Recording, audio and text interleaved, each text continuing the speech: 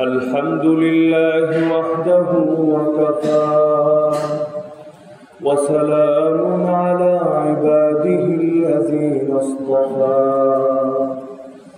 أما بعد فأعوذ بالله من الشيطان الرجيم بسم الله الرحمن الرحيم ألا إن أولياء الله لا خوف عليهم ولا هم يحزنون الذين آمنوا وكانوا يتقون لهم البشرى في الحياة الدنيا وفي الآخرة لا تبديل لكلمات الله ذلك هو الفوز العظيم. وقال النبي صلى الله عليه وسلم من عادى لي وليا فقد آذنته بالحرب. آمنت بالله صدق الله العلي العظيم وبلغنا رسوله النبي الكريم ونحن على ذلك لمن الشاهدين والشاكرين والعاقبة للمؤمنين والمتقين والمجاهدين والحمد لله رب العالمين. রাসূলুল্লাহ সাল্লাল্লাহু আলাইহি ওয়াসাল্লামের ঘোষণা অনুসারে আল্লাহ তাআলা সকল সময়ই উম্মতের ইসলাহ এবং সংশোধনের জন্য, দ্বীনের সংস্কার এবং তাজদীদের জন্য আল্লাহ তাআলা কিছু নির্বাচিত বান্দাদেরকে পাঠিয়ে দেন। যেই বান্দারা দুনিয়াতে এসে শিরক বিদআতের মোকাবেলা করে আল্লাহ তাআলা তাওহীদ এবং রাসূলুল্লাহ সাল্লাল্লাহু আলাইহি ওয়াসাল্লামের সুন্নাহ কায়েমের জন্য মেহনত করে। তো এর মধ্যে প্রত্যেকের মেহনতের পরিধি এক হয় না। কারো কারো মেহনতের দ্বারা একটা দেশ উপকৃত হয়, কারো মেহনতের দ্বারা একটা যুগ উপকৃত হয়, কারো মেহনতের দ্বারা শুধু একটা শতাব্দী না বরং শতাব্দীর পর শতাব্দী মানুষ উপকৃত হতে থাকে।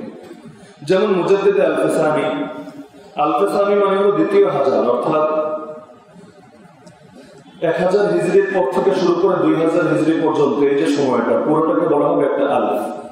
তো এই পুরো 1000 বছরের সংস্কারক বলা হচ্ছে একজন ব্যক্তিকে, যাকে আমরা মুজাদ্দিদ আল-ফিসানি নামে চিনি, যার নাম শেখ আহমদ সিরহিন্দি রাহমাতুল্লাহি আলাইহি।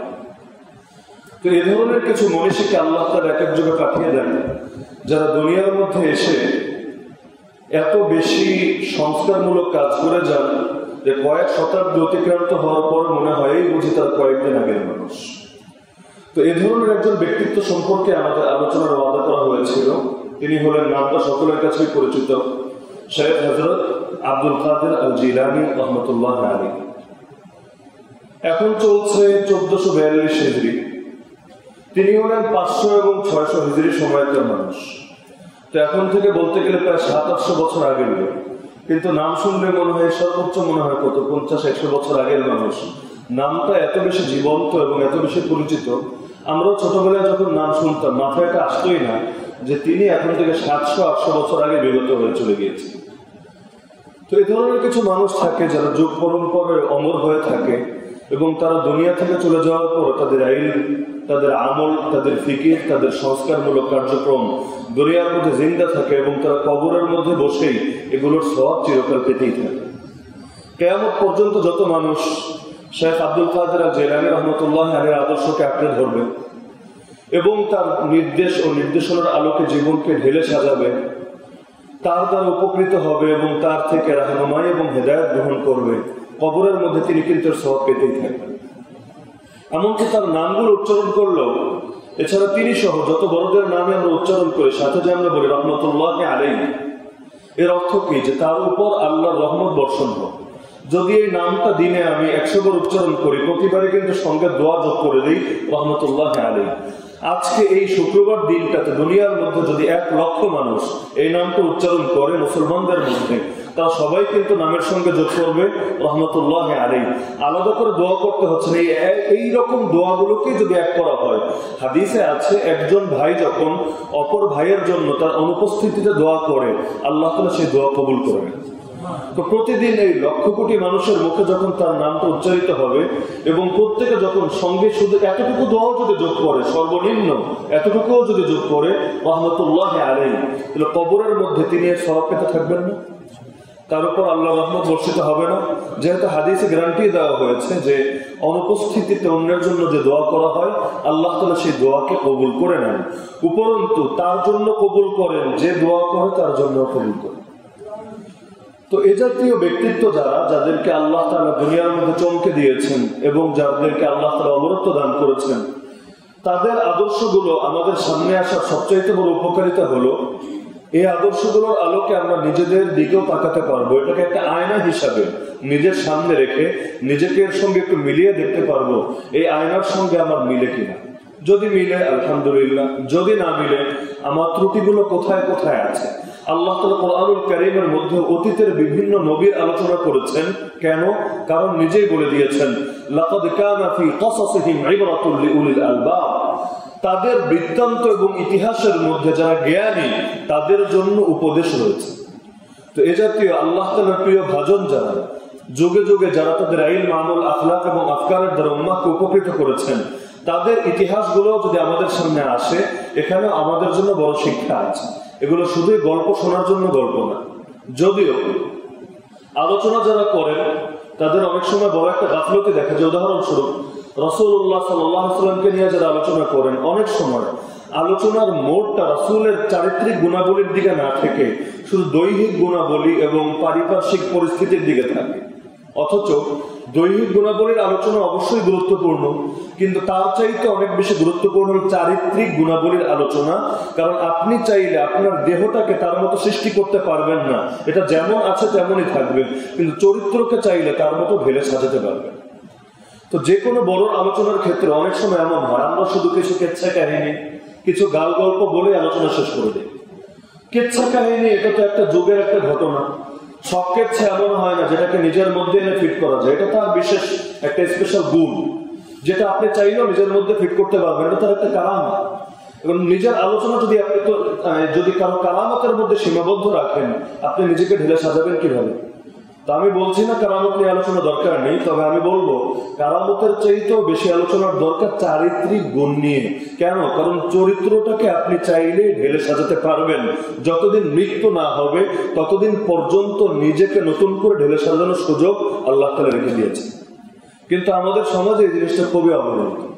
যেহেতু আমরা কথা বলি এবং শুনি অনেকটা কানের মজার জন্য, অন্তরের পরিবর্তনের জন্য না।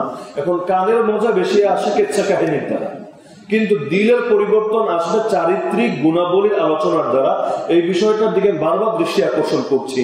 যে কোনো মানুষের জীবনে যদি আমরা মূল্যায়ন করতে চাই, আমাদের বেশি ফোকাস থাকা উচিত কিসের উপর? নাকি শুধু কেচ্ছা কাহিনীর উপর? বরং কেচ্ছা কাহিনী আলোচনা প্রসঙ্গক্রমে আসতে পারে, কিন্তু মূল ফোকাস থাকবে চারিত্রিক গুণাবলীর উপর, যেন আমরাও নিজেদের মধ্যে সেই গুণগুলো অর্জন করতে পারি। তো শেখ আব্দুল কাদের জিলানী রহমতুল্লাহ আলাইহি নামের সঙ্গেই তো জিলান শব্দ আছে। জিলানি, জিলান হলো একটা এলাকার নাম। ফার্সিতে বলে গিলান আর আরবিতে বলে জিলান। তো জিলান এলাকায় যারা জন্মগ্রহণ করে তাদেরকে বলা হয় জিলানি।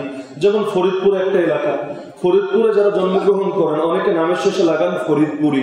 যেমন শামসুল হক ফরিদপুরি রহমতুল্লাহ আলাইহি, এই ফরিদপুর তার নাম না, বরং তিনি যে এলাকায় থাকতেন সেই এলাকার পরিচয় দেওয়ার জন্য এই শব্দটা যোগ করা হয়। তার নাম হলো আব্দুল কাদির। কাদির হলো কার নাম? মূলত আল্লাহর নাম। আর আব্দ হলো গোলাম, বান্দা। তাহলে আব্দুল কাদির মানে কার গোলাম? কার গোলাম? আল্লাহর গোলাম। রাসূলুল্লাহ সাল্লাল্লাহু আলাইহি ওয়াসাল্লাম যেমন আল্লাহর গোলাম, তার সকল উম্মত কার গোলাম? এবং এই পরিচয় তো আমাদের জন্য লজ্জার বিষয় না যে আমরা আল্লাহর গোলাম, বরং এটা আমাদের জন্য গর্বের বিষয়। কারণ লা ইলাহা ইল্লাল্লাহ মানেই হলো আমি আল্লাহর গোলামি কবুল করে নিলাম। তা আব্দুল কাদির হলো তার নাম। আর জিলান হলো একটা এলাকার নাম, তার সঙ্গে সম্পর্ক করে বলা হয় আল জিলানি। আর ফার্সিতে জিলান শব্দটাকে বলা হয় গিলান। তো তার জন্ম হয়েছে 470 হিজরিতে। এখন হলো 1442 হিজরি, তার জন্ম হয়েছে 440 হিজরিতে, অর্থাৎ এখন থেকে প্রায় 1000 বছর আগে। 18 বছর বয়সে তিনি চলে আসেন জিলান থেকে সফর করে বাগদাদে ইলম অর্জন করার জন্য। সেই সময় অর্থাৎ 470-এ জন্ম, 18 বছর পর 488 হিজরিতে তিনি যখন বাগদাদে আসেন, এটাই হলো সেই বছর যেই বছর ইমাম গাজালি রহমতুল্লাহ আলাইহি, নাম তো সকলে শোনার কথা, ইমাম গাজালি রহমতুল্লাহ আলাইহি বাগদাদ ছেড়ে অন্যত্র হিজরত করে চলে যান। দীর্ঘকাল পর্যন্ত তিনি বাগদাদে ছিলেন এবং নিজামিয়া মাদ্রাসায় তিনি দার্স দিতেন। তো যেই বছর শায়েখ ইমাম গাজালি রহমতুল্লাহ আলাইহি বাগদাদ ত্যাগ করে অন্যত্র চলে যান, আল্লাহর কুদরত ঠিক একই বছর সেই বাগদাদে আগমন করেন আরেকজন বুজুর্গ, যার নাম শেখ আব্দুল কাদের জিলানী রহমতুল্লাহ আলাইহি। বিষয়টা যে কাকতালীয় ঘটেছে এটা না, বিষয়টা তো অবশ্যই আল্লাহর ফয়সালা ক্রমে ঘটেছে। আমি শুরুতে যে কথাটা বললাম যে আল্লাহ তাআলা মানুষের সংস্কারের জন্য, সংশোধনের জন্য এবং যুগের ইসলাহ তাসদীদের জন্য সবসময় লোক পাঠিয়ে দেন। এমন হয় না যে কোনো ব্যক্তিত্বের মৃত্যুর কারণে বা কেউ চলে যাওয়ার কারণে ইসলাম আটকে থাকে। যদি এমন হতো, রাসূলুল্লাহ সাল্লাল্লাহু আলাইহি ওয়াসাল্লাম যেদিন দুনিয়া থেকে বিদায় গ্রহণ করেছেন সেদিনই ইসলাম থমকে যেত, কিন্তু গিয়েছে? আরে গিয়েছে নাকি? রাসূল দুনিয়া থেকে বিদায় গ্রহণ করেছেন 11 হিজরিতে, এখন হলো 1442 হিজরি। 1431 বছর পার হয়ে গেল, ইসলাম কি থেমে গেছে? ইসলামে কোনো পরিবর্তন ঢুকেছে? কারণ ইসলাম কোনো ব্যক্তির উপর নির্ভরশীল না, বরং কোরআনে আল্লাহ নিজে জানিয়েছেন ইসলামের হেফাজতের দায়িত্ব নিয়েছেন কে? যতদিন আল্লাহ আছেন ততদিন ইসলাম কারোর জন্য থেমে থাকবে না। তো 488 হিজরিতে তিনি যখন বাগদাদে আসেন, তিনি এসে অনেকের ধারণা তিনি মনে হয় শুধু একজন বুজুর্গ ব্যক্তিত্বই ছিলেন, শুধু ইবাদত বন্দেগী করতেন, কিন্তু বিষয়টা এমনই না, বরং তিনি তার যুগের শ্রেষ্ঠ আলেমদের মধ্যে অন্যতম ছিলেন। যাকে আলেম বললে আসলে পুরো শানটা আসবে না, বরং যাকে ইমাম বলতে হবে। ইলমেরও ইমাম আর আত্মশুদ্ধির লাইনের ইমাম তো আছেনই, এই পরিচয় সকলের মধ্যে পরিচিত আছেনই। এখন একটা সমস্যা হয়, মানুষ এক পরিচয়ে পরিচিত হলে অন্য পরিচয়টা একটু আড়ালে পড়ে যায়। যেমন ইমাম আবু হানিফা রাহমাতুল্লাহ আলাইহি, তিনি ফিকহের ইমাম হিসেবে পরিচিত হয়ে গেছেন। এখন বহু লোকের ধারণা মনে হয় হাদিস টাদিস বেশি একটা জানতো না। হাদিস না জানলে উনি ফিক দিল কোত্থেকে? ফিক কি নিজের থেকে আবিষ্কার করেছে নাকি? কেউ যদি নিজে আবিষ্কার করে সেই ফিক তো ডাস্টবিনে ছুড়ে ফেলা হবে। ফিক তো সেটাই গ্রহণ করা হবে যেটা কোরআন, হাদিস এবং ইজমায়ের আলোকে হবে। তো কোরআন, সুন্নাহ, ইজমা যে জানে না সে আবার ফকিহ হয় কেন, ইমাম হয় কেন? কিন্তু যে এক পরিচয়টা বেশি প্রসিদ্ধ হয়ে গেলে অন্যান্য পরিচয় অনেক সময় ঢাকা পড়ে যায়, কিন্তু দেখা যায় না তার মধ্যে অনেকগুলো গুণের সমন্বয় ঘটেছিল। যেমন ইমাম বুখারী রাহমাতুল্লাহ আলাইহি হাদিস শাস্ত্রের এক ইমাম, বা তাকে বলে আমিরুল মুমিনিন ফিল হাদিস, হাদিস শাস্ত্রের আমিরুল মুমিনিন তিনি। কিন্তু তিনিও বুজুর্গের লাইনে অনেক উচ্চ মাকামে আসেন ছিলেন, কিন্তু দেখা যায় এই পরিচয়টা ওইভাবে আমাদের সামনে আসে। তো শেখ আব্দুল কাদের জিলানী রাহমাতুল্লাহ আলাইহি তিনি বাগদাদে আসার পর সেই যুগের শ্রেষ্ঠ ইমাম যারা ছিলেন তাদের থেকে তিনি জ্ঞান অর্জন করেছেন, কোন আলতু ফালতু লোকের থেকে না। উস্তাদ যদি বড় হয় তাহলে তার সোহবতে এসে, এলেম যেহেতু সোহবত নির্ভর, ব্যক্তি থেকে ব্যক্তির কাছে আসে, সিনা থেকে সিনায় যায়, তিনি যাদের থেকে ইলম অর্জন করেছেন তারা ছিলেন সেই যুগের এক এক শাস্ত্রের বড় বড় ইমাম। তিনি এক একটা শাস্ত্র নিয়েছেন সেই শাস্ত্রের ইমামদের থেকে। তার উস্তাদদের মধ্যে বেশি প্রসিদ্ধ হলো ইমাম আবুল ওয়াফা ইবনে আকিল, হাম্বলি মাযহাবের বড় ইমাম। আরো আছেন ইমাম মুহাম্মদ ইবনুল হাসান আল বাকিল্লাহ রাহমাতুল্লাহি আলাইহি, ইমাম আবু জাকারিয়া তাবরিজি রাহমাতুল্লাহি আলাইহি। যারা মাদ্রাসা রিলেটেড আছেন অনেকেই এই নামগুলোর সঙ্গে পরিচিত, বিশেষ করে ইবনে আকিল, বাকিল্লানি, তাবরিজি, এই নামগুলো প্রায় বিভিন্ন কিতাবাদের মধ্যে আমরা পড়ি। এরকম এক একজন যুগ শ্রেষ্ঠ, বরং যুগ শ্রেষ্ঠ বললে ভুল হবে না, শতাব্দী শ্রেষ্ঠ মনীষীদের থেকে তিনি ইলম অর্জন করেছেন। আর তিনি তার আত্মশুদ্ধির লাইনে মেহনত করেছেন আবুল খায়ের হাম্মাদ ইবনে মুসলিম আদ-দাব্বাস এবং ইমাম কাজী আবু সাঈদ আল-মুখাররমি রাহমাতুল্লাহ আলাইহি থেকে। এই দুইজনও সেই যুগের প্রসিদ্ধ ইমাম ছিলেন। বাকি অনেক সময় এমন হয় যে ছাত্র এত বেশি যোগ্য হয়ে যায় যে উস্তাদের নাম ঢাকায় পড়ে যায়, উস্তাদের চিন্তা হয় ছাত্র দিয়ে যে তিনি অমুকের উস্তাদ। যেমন ইমাম আবু হানিফা নামটা যতটা প্রসিদ্ধ, তার উস্তাদ ইমাম হাম্মাদের নাম আমাদের কাছে অতটা প্রসিদ্ধ না, অথচ এক যুগে হাম্মাদই ছিল সেই যুগের আবু হানিফার মতো। এখন চিনাতে হয় হাম্মাদ হলো সেই ব্যক্তি যিনি ইমাম আবু হানিফার উস্তাদ। তো একই জিনিস ঘটেছে ইমাম বুখারীর ক্ষেত্রে। ইমাম বুখারীর অনেক উস্তাদকে চিনাতে হয় যে উনি বুখারীর উস্তাদ, এটা দিয়ে। শেখ আব্দুল কাদের জিলানী সাহেব যারা ছিলেন আত্মশুদ্ধি তাজকিয়ার লাইনেও যারা শায়েখ ছিলেন তারাও ছিলেন সেই যুগের শ্রেষ্ঠ ইমাম। কিন্তু এই যুগে পরিচিত করতে হয় যে মুখাররামি বা দাব্বাস তারা হলেন শেখ আব্দুল কাদের জিলানী রহমতুল্লাহ আলাইহির শায়েখ ছিলেন। তো তিনি অল্প কিছুদিনের মধ্যেই আল্লাহ তাআলা তাকে মেধা, যোগ্যতা, প্রতিভা সবই দিয়েছিলেন। অল্প দিনের মধ্যেই তিনি জাহেরি ইলম এবং বাতিনি ইলম, ইলমকে দুই ভাগে ভাগ করা হয়। জাহেরি ইলম মানে বিভিন্ন শাস্ত্রের জ্ঞান, সেটা আরবি ব্যাকরণ হোক, ফিকহ হোক, অন্যান্য শাস্ত্র হোক। আর বাতিনি ইলম বলতে বোঝানো আত্মশুদ্ধি, যেটা সম্পর্ক অন্তরের সাথে। তো জাহেরি এবং বাতিনি উভয় ইলম সম্পন্ন করে এবং তার উস্তাদ এবং শায়েখদের থেকে এজাজত, এজাজত আরবি শব্দ, বাংলা অর্থ হলো অনুমতি, অনুমতি পেয়ে তিনি দুই লাইনে মেহনত করতে শুরু করেন। একদিকে তিনি ইলমের দর্শ দিতে থাকেন, আরেকদিকে তিনি মানুষের আত্মশুদ্ধির জন্য মানুষের মধ্যে বিভিন্ন ভাবে মেহনত করতে থাকেন। সর্বপ্রথম তার যে শায়েখ ছিলেন শেখ মুখাররামি, শেখ মুখাররামির মাদ্রাসাতেই তিনি দর্শ দেওয়া শুরু করেন। তাহলে ছাত্র কতটা যোগ্য হলে উস্তাদ তাকে নিজের মাদ্রাসায় দর্শ দেওয়ার সুযোগ দিয়ে দেন। যদি অযোগ্য হয়, স্বাভাবিকভাবে উস্তাদের দৃষ্টিতে ছাত্রের যোগ্যতার মাপকাঠিতে একটু বড়ই হবে। অনেক সময় এমন হয় অন্যদের চোখে তিনি বড় আলেম, কিন্তু উস্তাদের চোখে ও কি শিখছে, ও তো কিছুই এখন হাসিল করতে পারে না। অনেক সময় কিন্তু এমন হয়। কিন্তু তিনি তার জীবনের অধ্যাপনা এবং মানুষের মধ্যে যে বয়ানের মেহনত বা আত্মশুদ্ধির মেহনত শুরুই করলেন নিজের শায়েখের প্রতিষ্ঠান থেকে, শেখ মুখাররামির প্রতিষ্ঠান থেকে। কিন্তু অল্প দিনের মধ্যেই দেখা গেল তার মজলিস আর মানুষের জায়গা না। বাগদাদের একেবারে বড় বড় হাস্তি যায়, সেখানকার বড় বড় ইমাম, বড় বড় আলেম, বড় বড় রাজা বাদশাহ সকলে মজলিসে আসতে লাগলো। এখন মজলিসে তার জায়গা হয় না। তো তার শুভানুধ্যায়ী এবং হিতাকাঙ্ক্ষী যারা ছিল অল্প দিনের মধ্যেই তারা জায়গাটাকে বিস্তৃত করে দিল, যেন দূর দূরান্তের মানুষরা এসেও সেখানে সহজেই তার দর্শে শরীক হতে পারে। প্রয়োজন বাড়লে তখন মানুষ কাজ করার উদ্যোগ নেয়। যেমন আমাদের মসজিদে এখন কাজ করার উদ্যোগটা খুব জোরে সোরে চলছে না কেন? যখন প্রয়োজনটা সামনে আসে কাজ করার দিকেও মানুষ মনোযোগী হয়। প্রয়োজন সামনে না আসলে ভাবে আরে হোক না, ধীরে ধীরে কাজ হোক। তো অল্প দিনের মধ্যেই দেখা গেল অনেক বিশাল হয়ে গেল সেই প্রতিষ্ঠান। বিশাল হলো তার শায়েখের কারণে না, শায়েখের কারণে, বরং শায়েখের মাদ্রাসায় সাগরের যাওয়ার কারণে। মেহনত করতে করতে এত বেশি পরিধি বিস্তৃত হয়ে গেল, ইতিহাসের কিতাবে দেখা যায় সেই যুগে তো লেখালেখির জন্য দোয়াত কালি ব্যবহার করতো। এখনের মতো তো আর এরকম বল পেনা বা জেল পেন সেই যুগে ছিল না। এক একটা মজলিসে, মজলিস বুঝেন তো, যেমন এটা একটা মজলিস, তো এক একটা মজলিসে 400 দোয়াত কালি পর্যন্ত এক মজলিসে খতম হয়ে যায়। মানে যেগুলো কালি শেষ, নতুন যেটা ব্যবহার করেছে কালি শেষ না, ওটা তো সাথে করে নিয়ে যাবে। যেগুলো ফেলে রেখে যেত এক এক মজলিসে 400 কালি দেখা যেত শেষ। অথচ এক মজলিসে যারা বসে সবাই কি লেখে? এই যেমন আপনারা এখানে সামনে যারা বসে সবাই কি কথাগুলো নোট করছেন? না। এক মজলিসের মধ্যে কিছু মানুষ নোট করে, যারা ভালো লিখতে জানে বা এটা থেকে যারা উপকৃত হওয়ার সম্ভাবনা রাখে। সাধারণ মানুষ তো নোট করে না। এখন 400টা যদি হয় এক এক কমন মজলিস, মানে স্বাভাবিক, এটা স্পেশাল ভিআইপি মজলিসের ক্ষেত্রে না, স্বাভাবিক মজলিসেই যদি এই পরিমাণ হয় তাহলে বোঝাই যাচ্ছে যে কি পরিমাণ তার গ্রহণযোগ্যতা ছিল। এমনকি সেই যুগের অনেকের ভাষ্য হলো আমাদের পুরো জীবনে বাগদাদের মধ্যে এত বেশি সম্মান পেতে কোনো ব্যক্তিকে দেখিনি। এমনকি শুধু আলেম ওলামারাই না, শুধু সাধারণ তালেব ইলম বা সাধারণ জনগণই না, সেই সময়ে রাজা বাদশাহ যারা থাকতো, সেই যুগের রাজা বাদশাহ তো আর বর্তমানের সময়ের মতো না, গণতান্ত্রিক, রাজতান্ত্রিক বা সমাজতান্ত্রিক শাসক না। সেই যুগ যেহেতু খেলাফতের যুগ, আব্বাসে খলিফারা সেই যুগে ইসলামী রাষ্ট্রের খেলাফত সামাল দিতেন। তো মুসলমানদের খলিফা যারা হয়, যতই জালেম হোক না কেন, তাদের ভেতরে ইমানের কিছুটা হলেও দাউ দাউ করে আগুন জ্বলতে থাকে। তো তারাও সব যুগে, এমনকি মুঘলদের সময়ও দেখা যেত যে বড় বড় আলেম এবং বুজুর্গ যারা, তাদেরকে রাজ্যের অধীনে এবং বাইতুল মাল থেকে বিশেষভাবে তাদের আদর আপ্যায়ন এবং নিমন্ত্রণের ব্যবস্থা রাখা হতো। দূর দূরান্ত থেকে মানুষরা আসতো, এই খলিফাদের কাছে তারা থাকতো মেহমান হিসেবে।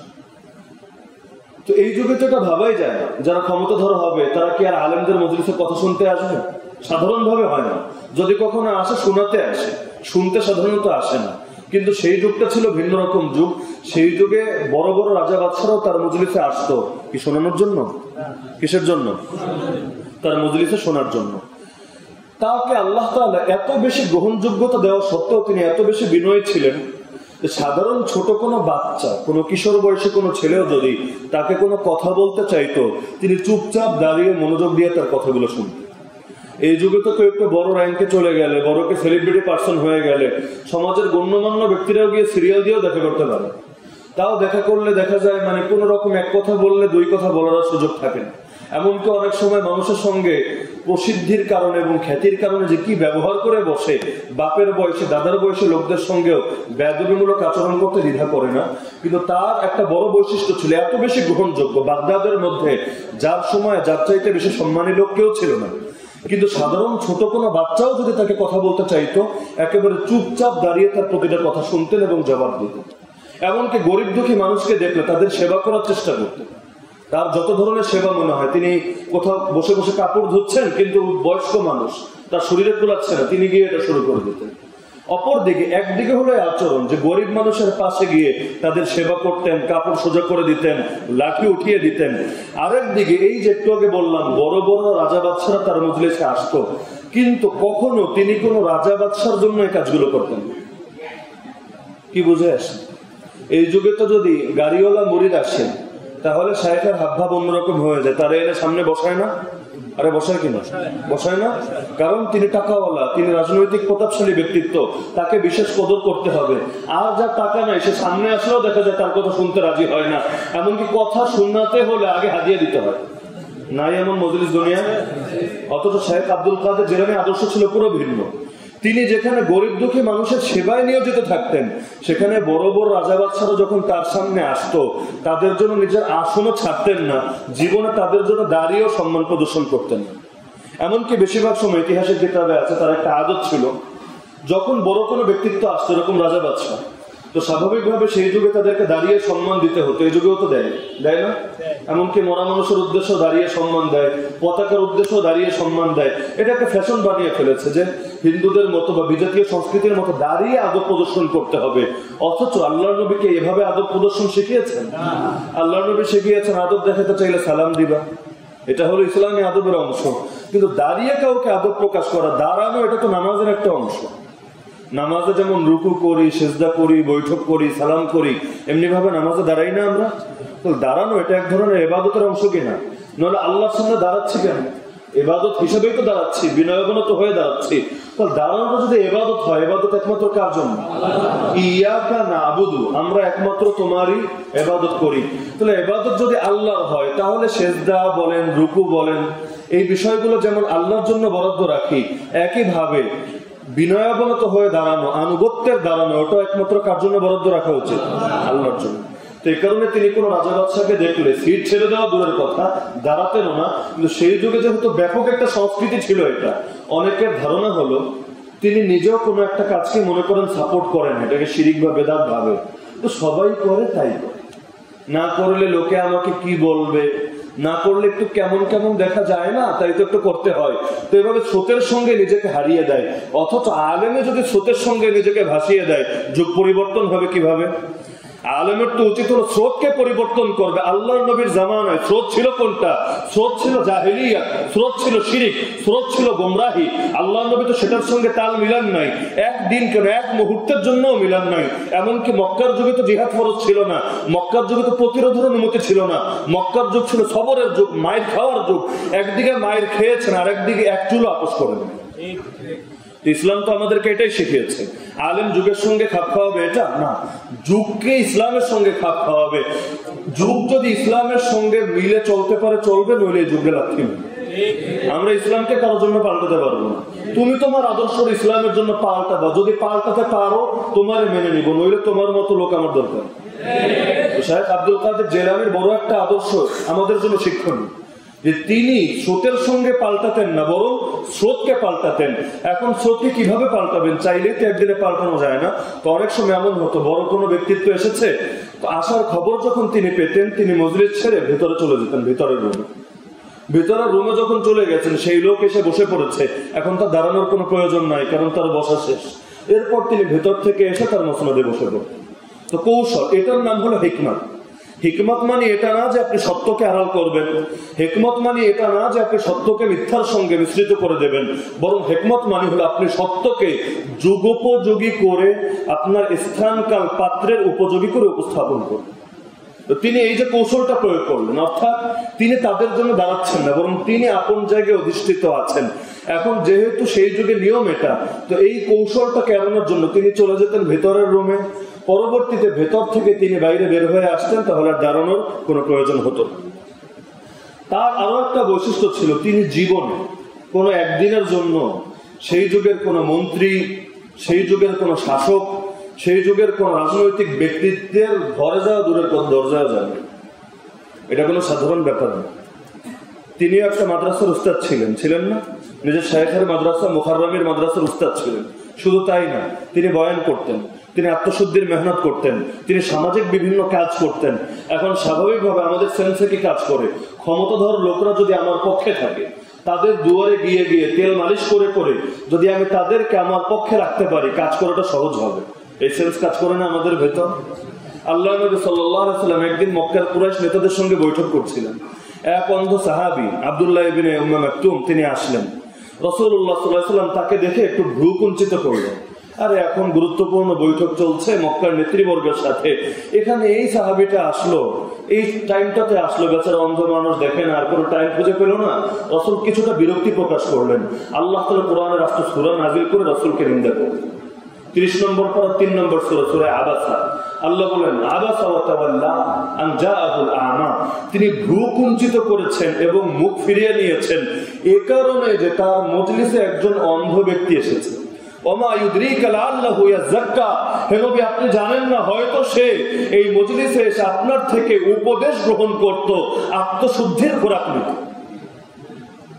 কিন্তু আপনি যাদের নিয়ে পড়ে আছেন, তাদের নিয়ে পড়ে থেকে আপনার কোনো ফায়দা নেই, তারা তো হেদায়েতের উপর নাই, তাদের দায়িত্ব আপনার কাঁধে না। আনজাহুল আ'মা ওমা ইউদরিকা লাআল্লাহু ইয়াযাক্কা আও ইয়াযাক্কারু ফাতানফাহু যিকরা আম্মা মান ইসতাগনা ফাআনতা লাহু তাসাদ্দা ওমা আলাইকা আল্লা ইয়াযাক্কা। যারা মুখ ফিরিয়ে রেখেছে, এই জাতীয় নেতৃবৃন্দের পেছনে আপনি পড়ে আছেন, অথচ এই লোকগুলো যদি হেদায়েতের উপর না ওঠে, এর জন্য আপনার কোনো গুনাহ হবে না। কিন্তু সেই সাহাবী খোরাক নিতে এসেছে, উপদেশ নিতে এসেছে, সবক নিতে এসেছে, আপনি তাকে দেখে বিরক্তি প্রকাশ করছেন, নবী এটা আপনার শান না। তো এটা থেকেই যে আদর্শ গ্রহণ করেছেন শেখ আব্দুল কাদের জিলানী, জীবনে একদিনের জন্য কোন ক্ষমতাধর ব্যক্তি, ওজির হোক, সুলতান হোক, কারো দরজায়ও যায় না। এই যুগের সঙ্গে খুব মিল পাওয়া যায়, তাই না? এই যুগে তো দরজায় দরজায় গিয়ে একটা সেলফি দিতে পারলে নিজেরা আমাদের কাছে মনে হয় ফেসবুকে আপলোড করবে অমুক নেতার সঙ্গে একটা সেলফি। এমনকি অনেকে যায় শুধু সেলফি তোলার জন্য, বিভিন্ন ভিড়ে হোক, বিভিন্ন এসে একটা সেলফি তুলে বিভিন্ন সময় দেখা যায় রাস্তায় ট্রাফিক আটকালো, ট্রাফিককে বলবে জানো আমি কার লোক, না তো জানি না কার লোক, এই দেখ মোবাইলে অমুক তো আমার দুলাভাই লাগে, এই দেখ সেলফি।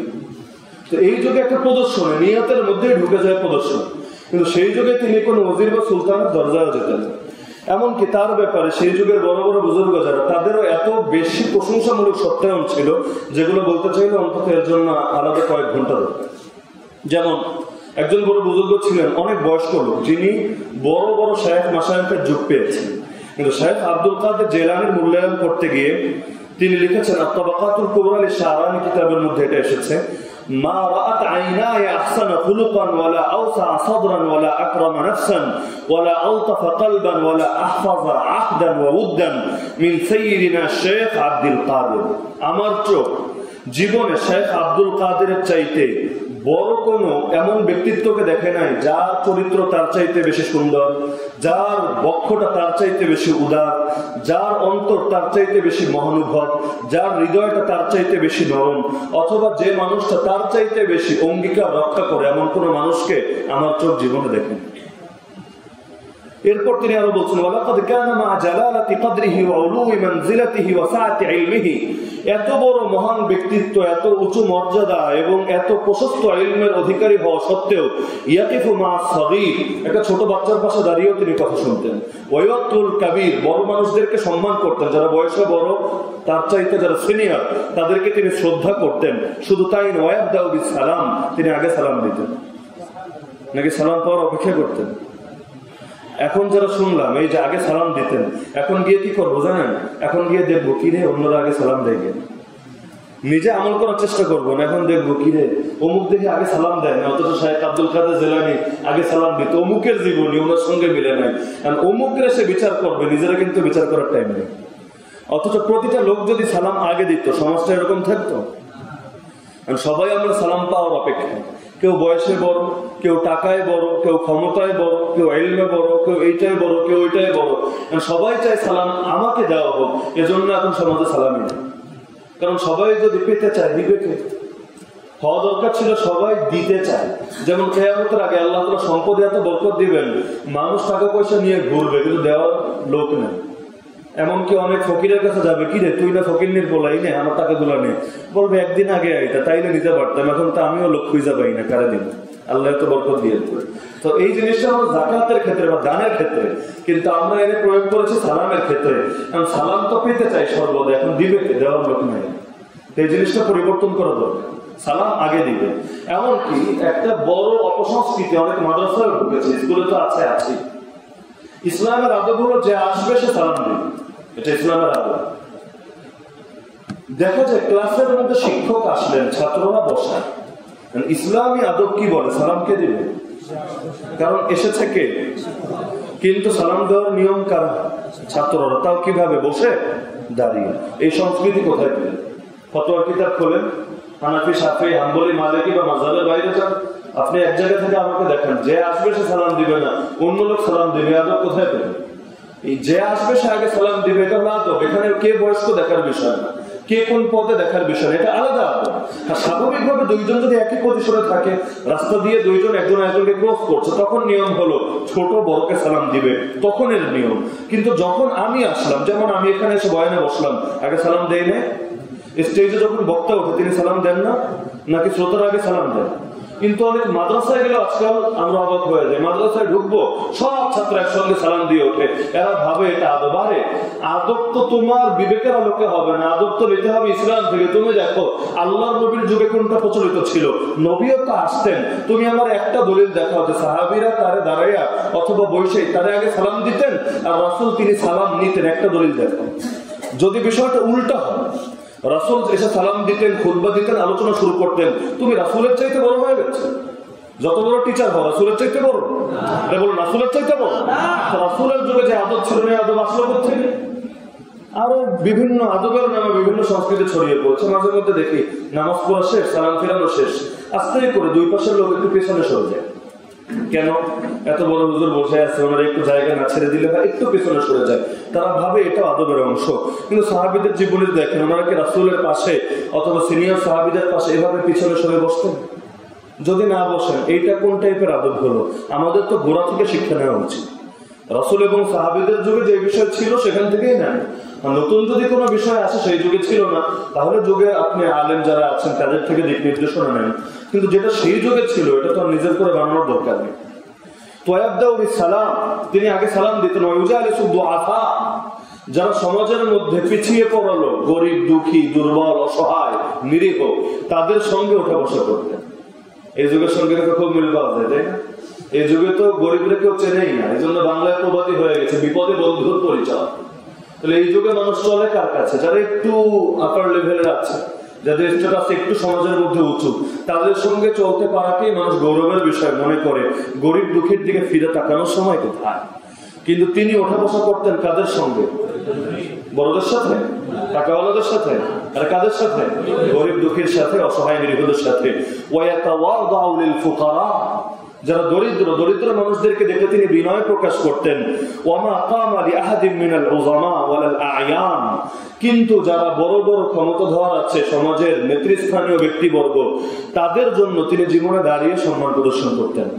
ওয়ালা আলাম্মা বিবাবি ওয়াজিরিন ওয়ালা সুলতান, ওজির মানে হলো মন্ত্রী, আর সুলতান মানে হলো শাসক। কোন শাসক বা মন্ত্রীর দরজায় তিনি করা নাই, তাদের দুয়ারে তিনি যান নাই। তারা তার মজলিসে এসেছে, এটা ঠিক, তিনি তাদের মজলিসে যান নাই। এখানে বড় একটা আদব প্রকাশ পায়। ইমাম মালিক রহমতুল্লাহ আলাইহিকে তার যুগের বাদশা চিঠি লিখে পাঠালো, আমার ছেলেকে আপনি এসে রাজপ্রাসাদে প্রতিদিন পড়িয়ে যাবেন। কত ভালো প্রস্তাব। যদি নাও পড়াতেন, মানে পড়ানোর মানসিকতা নাই, মনে করেন তিনি টিউশনই করেন না, তারপরও চিন্তা করতেন যদি অরে পড়াই তাহলে বিভিন্ন বিপদ আপদে সাপোর্ট পাওয়া। ভাবে না মানুষ? এভাবে ভাবে, অনেক ক্ষেত্রেই ভাবে। আজকাল তো এমনও হয়েছে, মসজিদে ইমামতি করবে তাহলে খোঁজে কোন মসজিদে ইমামতি করলে বিভিন্ন রাজনৈতিক বা প্রশাসনিক সুবিধা পাওয়া যায়। আজকাল এগুলো মানুষ চিন্তা করে। তাকে প্রস্তাব দেওয়া হচ্ছে আপনি আসেন, এসে পড়িয়ে যান, আপনার সুবিধা মতো আইসেন, যখন পারেন তখন আইসেন, যতটুকু পারেন ততটুকু পড়ান, আপত্তি নেন। তিনি ফিরতে জবাব লিখে পাঠালেন, ইলম কারো দুয়ারে যায় না, ইলম নেওয়ার জন্য দুয়ারে আসতে হয়। এই যুগে এখানে ইলমের একটা মাধ্যম হয়ে গেছে অনলাইন। সবাই অনলাইনে কোর্স করে করে বড় বড় শেখ হয়ে যায়। এক একজনের ডিগ্রি আর সনদের অভাব নেই। মাধ্যমটা এমন, আমি আমার দুনিয়া ছাড়বো না, কোন লাইনের কোনো ব্যস্ততা ছাড়বো না, শুধু আমি অনলাইনে ঢুকে ঢুকে সব ইলম শিখে ফেলবো। কিন্তু ইলম শেখার মাধ্যম এটা না। আকাবিরা এই কথাই বলতেন, তুমি যতক্ষণ ইলমের জন্য নিজের পুরোটা বিলীন না করবা, ইলম তোমার এতটুকুও দিবেন। ইলমের জন্য সব বরবাদ করা লাগে। নইলে 16 বছর 20 বছর মাদ্রাসায় পড়ে থেকে আমাদের হলোটা কি? আমরা 2-3 মাস অনলাইনে কোর্স করে এতগুলো ডিগ্রি নিয়ে নিতাম। মাঝে মধ্যে নিজেটা শিখে যায়।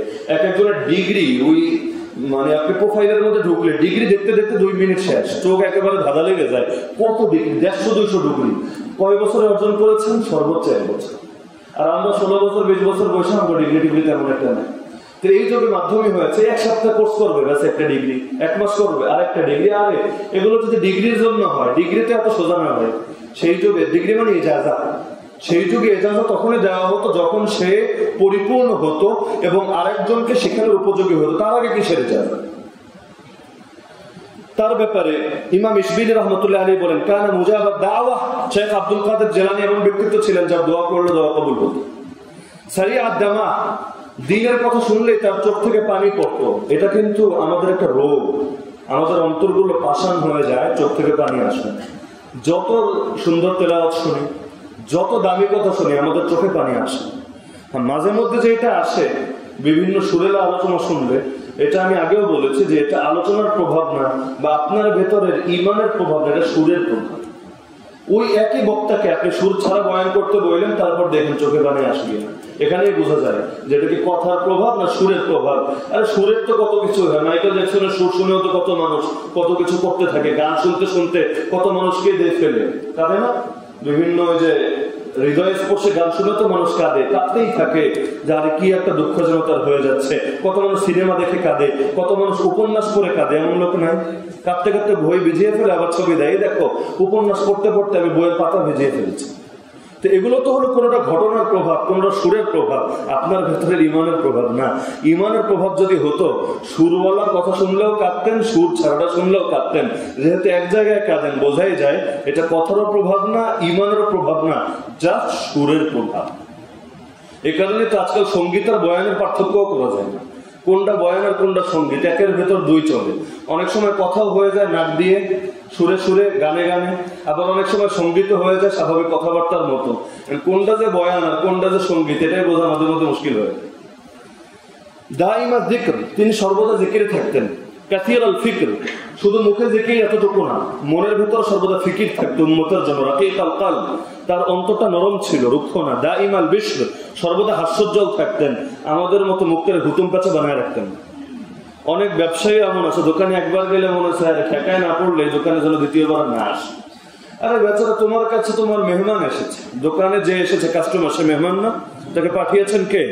আল্লাহ। কেন পাঠিয়েছেন? আপনার রিজিকের ইন্তজাম করার জন্য।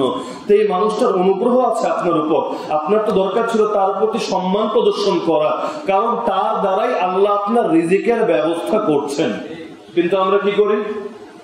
মনে করেন পাবজি গেম খেলছে বেচারা, এখন তো তাকানোর সময় নেই, দেখে যান। আবার যদি একটা কথা বলে, ধমক, ধমকের উপর ধমক, এরকম করে না? এগুলা করবেন, সুন্নাহ বহির্ভূত আচরণ করবেন, আর ভাববেন ব্যবসায় বরকত এসে উল্টে যাবে। আর বরকত দিবে কে? বরকত যিনি দেন তার কথা শুনবেন না, তার আদর্শ নেবেন না। হাসি মুখে মানুষের সঙ্গে কথা বললে সদকার স্বভাব। টাকা আর কয় টাকা দিতে পারেন মসজিদে মাদ্রাসায়? টাকা তো বেশি একটা দিতে পারি না আমরা, কেন সামর্থ্যই নাই। কিন্তু মানুষের সঙ্গে হাসি মুখে কথা বলেন, প্রতিটা কথায় সদকার স্বভাব পাবেন। বলবেন তো ইনশাআল্লাহ? নাকি হুতুম পেঁচার মতো মুখটা বানায় রাখবেন? কয় মাস ধরে যেন খানা খায় না, বউয়ের হাতে মনে হয় নিয়মিত ঝাঁটার বাড়ি খায়, একেবারে দুঃখে সে বিমূঢ় হয়ে আছে। এখন সামনে আসলেও বেচারার আর ভিতরে কোনো ফিলিংসও আসে না, সে আছে তার কাম নিয়ে ব্যস্ত। এরকম নেয়ামতের যদি কেউ অকৃতজ্ঞতা এবং অবমাননা করে, আল্লাহ নেয়ামত উঠায় নেবে। নেয়ামতের শুকরিয়া আদায় করতে হবে। কাস্টমার এটা নেয়ামত, শুকরিয়া আদায় করেন, তার সঙ্গে ভালো ব্যবহার করেন, সালাম দেন, বিদায়ের সময় তার সঙ্গে ভালোভাবে তাকে বিদায় দেন, তার মনটাও খুশি থাকবে, আল্লাহ খুশি থাকবে। আর বান্দার মনে কষ্ট দিবেন, তার কথা ঠিকভাবে শুনবেন না, তাকে আপনি ইনসাল্ট করবেন, অপমান করবেন, আল্লাহ তাআলা আপনাকে খুব খুশির মধ্যে রাখবেন না। আল্লাহ আপনাকে এই নিয়ামতের বেকদরি এবং অবমর্যাদা করার কারণে আপনাকেও দারিদ্র্যের এবং ঋণের শিকার বানিয়ে দেবেন। কারিমান নফস, তার অন্তর ছিল মহানুভব, উদার, সাখিয়াল ইয়াদ, তার হাত ছিল অনেক দানশীল, হাতে যা আসতো দান করে দিতেন। গাজির আল ইলম, তার ইলম ছিল অনেক সুদৃঢ়। শুধু তাই না, শরীফ আল আখলাক, তার চরিত্র ছিল অত্যন্ত সম্ভ্রান্ত। তাইয়িব আল আরাক মা কাদামিন রাসিখিন ফিল ইবাদাতি ওয়াল ইজতিহাদ, আর ইবাদতের মধ্যে তো সবাই আমরা জানি তিনি কোন মাকামের মধ্যে ছিলেন। এছাড়াও মুফতি ইরাক মহিউদ্দিন আবু আব্দুল্লাহ মুহাম্মদ ইবনে হামিদ আল বাগদাদি, তিনি তার ব্যাপারে বলেন, আবাদুন নাসি আনিল ফাহশ, মানুষের মধ্যে সবচাইতে বেশি গুনাহ থেকে দূরে থাকতেন। আকরাবুন নাস ইলাল হক, আর হকের ব্যাপারে সবার আগে থাকতেন। শাদীদুল বাসি ইযা ইনতাহাকাত মাহারিমুল্লাহ আযজা ওয়া জাল, আল্লাহর হক যদি নষ্ট হতো, দ্বীনের কোন বিধানের অবমর্যাদা হতো, তিনি একেবারে অগ্নির মতো হয়ে যেত। এই ক্ষেত্রে খুব কঠোর ছিলেন, নিজের হকের ব্যাপারে না, কার ব্যাপারে? দ্বীনের ব্যাপারে। দ্বীনের কোন বিধানের যদি অবমর্যাদা হতো, এমন না যে তিনি বড় পিশাব মানুষ, তিনি আর এগুলো নিয়ে কি করবেন, তিনি তার খানকানিয়া করে আছেন, ইসলাম যায় যাক না, তিনি এই টাইপের লোক ছিলেন না। নিজের হকের ব্যাপারে তিনি ছাড় দিতেন, কিন্তু দ্বীনের কোন বিধানের যদি কোনো লঙ্ঘন হতো, সঙ্গে সঙ্গে তিনি গর্জে উঠতেন। লা ইয়াগদাবু লিনাফসিহি, নিজের ব্যক্তি স্বার্থে কখনো রাগ করতেন না, কিন্তু ওয়ালা ইয়ানতাসিরু লিগাইরি রাব্বিহি, রবের জন্য সর্বদা তিনি প্রতিশোধ পরায়ণ করতেন। যে ইসলামের অবমর্যাদা করবে তিনি তাকে দেখে ছাড়তেন, এই মানসিকতা লালন করতেন। তাহলে শুধু খানকাহের ভেতরে পীর ছিলেন না, ময়দানের বীরও ছিলেন। এই জিনিসের সমন্বয় জরুরি। আমরা অনেকে ঠান্ডা হতে হতে এত ঠান্ডা হয়ে যাই, ইসলামের অবমাননা হলে আমাদের ভেতরে আর কোনো উষ্ণতা আসে না। আবার অনেকে গরম হতে হতে এত বেশি গরম হয়ে যায়, যেখানে ঠান্ডা দরকার সেখানে আর ঠান্ডা দিতে পারি না। ব্যালেন্স করতে হবে, ঠান্ডার জায়গায় ঠান্ডা, গরমের জায়গায় গরম। আশিদ্দাউ আলাল কুফফার রুহামাউ বাইনাহুম, আল্লাহ রাসূল এবং সাহাবীদের বৈশিষ্ট্য ছিল কাফেরদের ব্যাপারে অনেক কঠোর, আর মুমিনদের ব্যাপারে অনেক নরম, অনেক দয়াপরবশ আচরণ করতেন। তিনি দানের ক্ষেত্রে অনেক সময় তেমন হয়, আমি হুজুর মানুষ, আমি দান করবো কি লেগে, আমি তো নিমু খালি, হয় না এমন? আজকাল বহু হুজুর বহু পিসাব এমন নাই, ধরে না আমরা এমন যে আমরা শুধু পাবো পাবো, নিবো আর নিবো। দিব কি জন্য? আমরা কি দেওয়ার জন্য? এমনকি মাঝে মধ্যে অবাক হই, হুজুর মানুষ যদি কাউরে কিছু দেয় সে নিতে চায় না। আরে আপনি হুজুর হয়ে আবার দিবেন, পুরো আসমান থেকে পড়ে। আরে হুজুর কি দিতে পারে না নাকি? হুজুর কি খালি নেওয়ার জন্য? বড় আজ অনেক সময় অভিজ্ঞতার শিকার হই, মনে করেন একটা কাপড়ে দিলেন বা কিছু টাকায় হাদিয়া দিলেন, আল্লাহ হুজুর আপনারা তো দেওয়া উচিত, আপনি দিতেছেন, এটা তো কেমন হয়ে যায়। আরে ভাই এই মাসালা তুমি কোথায় পাইলে যে হুজুর খালি দিব আর দিব, নিবে আর নিবে? আল্লাহ নবী দিতেন না? আরে দিতেন কি না? খাদিজা রাদিয়াল্লাহু আনহা আরবের শ্রেষ্ঠ ধনীদের একজন ছিলেন, সম্ভ্রান্ত ব্যবসায়ী ছিলেন। বিয়ের পর সব সম্পদ নবীকে দিয়ে দিলেন। তাহলে নবী এখন সবচাইতে বড় টাকাওয়ালা হওয়া দরকার ছিল না? কিন্তু টাকাওয়ালা হয়েছিলেন। নবীর ঘরে মাসের পর মাস চুলাই জ্বলে না, তো গেল কই এগুলা? আরে গেছে কই? ব্যবসায় খাটিয়েছেন, সমিতিতে রেখেছেন, শেয়ার বাজারে লাগিয়েছেন, কই গেল? দান করে দিয়েছেন। তো শেখ আব্দুল কাদের জিলানী রহমতুল্লাহ আলীর ব্যাপারে আল্লামা ইবনুন নাজ্জার রহমতুল্লাহ আলাইহি তিনি বলেন যে সারা দুনিয়া যদি আমার হাতে চলে আসে, তাহলে আমি এই পুরো দুনিয়াটাই নিজের কাছে না রেখে ক্ষুধার্ত মানুষদেরকে খাবার খাওয়ানোর পেছনে ব্যয় করে দিই। এমনকি তিনি এই কথাটা মাঝে মধ্যে বলতেন যে কেন জানি মনে হয় আমার হাতের মধ্যে ছিদ্র, হাতে কিছু থাকে না। তিনি বলতেন যে আমার হাতের মধ্যে ছিদ্র, হাতে কিছু থাকে না। যদি থাকতো, যদি আমার কাছে 1000 দিনার পরিমাণ যদি টাকা থাকতো, তাহলে এক রাত এটা আমার কাছে অতিবাহিত হতো না, তার আগেই মানুষকে দিয়ে দিতাম। দিনার মানে স্বর্ণ মুদ্রা, 1000 দিনার, 1000 স্বর্ণ মুদ্রা যদি আমার হাতে আসতো, এক রাত অতিবাহিত হতো না। আর আমাদের হাতে অতিবাহিত হয় না, ব্যাংকে হয়। আমরাও কিছুটা ভালো থাকার চেষ্টা করি, নিজের হাতে রাখি না, ব্যাংকে রাখি। তিনি কি ব্যাংকে রাখার কথা বলছেন? তাহলে কোথায় ব্যয় করার কথা বলছেন? ক্ষুধার্ত ব্যক্তিদের পেছনে ব্যয় করার কথা বলছেন। প্রতি রাত্রে তিনি প্রশস্ত দস্তরখান বিছিয়ে বসতেন। কেন? যেন মেহমানরা এসে তার সঙ্গে শরীক হয়, একাকি যেন তিনি খাবার না খান। আর আমাদের ঘরে খাওয়ার টাইমে লোক আসলে আমরা একটু বিরক্ত হই। একটা চিন্তার কারণ জাগতে পারে, সেটা আলাদা, যে এক থেকে ইন্তজাম নাই, আমি এখন হুট করে কোথায় ইন্তজাম করবো। চিন্তা আলাদা, বিরক্তি আলাদা, দুটো কিন্তু এক না। চিন্তা হতে পারে, চিন্তা হলে আপনি বিকল্প খুঁজবেন, ঘরে নাই হোটেল থেকে আনাবেন। আর বিরক্তি মানে কি? ধর আর টাইম পাইনি না, খাওয়ার টাইমে একটু আইলি, ধর এগুলা খুলে খাওয়ার পাবলিক। এমনকি একবেলা খাওয়ালে এটা 10 বছর মনে রাখে, এমন হয় না? অমুকের পোলারে আমি কিন্তু 1 মাস লজিক রেখে খাওয়াইছি। এটা 10 বছর কেন, কবরে যাওয়ার আগের দিন এটা বলতে বলতে যাবে। তো এত বেশি আমরা সংকীর্ণ মনের অধিকারী। কিন্তু তিনি এত বড় বুজুর্গ মানুষ, তিনি তো আর মানুষের দস্তরখানে গিয়ে খাবেন না। আমরা তো মানুষের দূরে দূরে গিয়ে খাই না, খেতে পারলে খুশি, মানুষের কাছে গিয়ে খাবো, মানুষ আমরা খাওয়াবে, টাকা পয়সাও নিবে না, ফ্রি সব দিয়ে দিবে, আমরা খুশি। তিনি লম্বা দস্তরখান বিছিয়ে বসতেন কেন? যেন আমি একা না খাই, যেন আমার সঙ্গে এসে অন্যরাও শরিক হয়ে খায়। তো এছাড়াও তার দানের বিষয়গুলো নিয়েও লম্বা আলোচনা একটা দাবি রাখে যে তার কি পরিমাণ তিনি দান করতেন।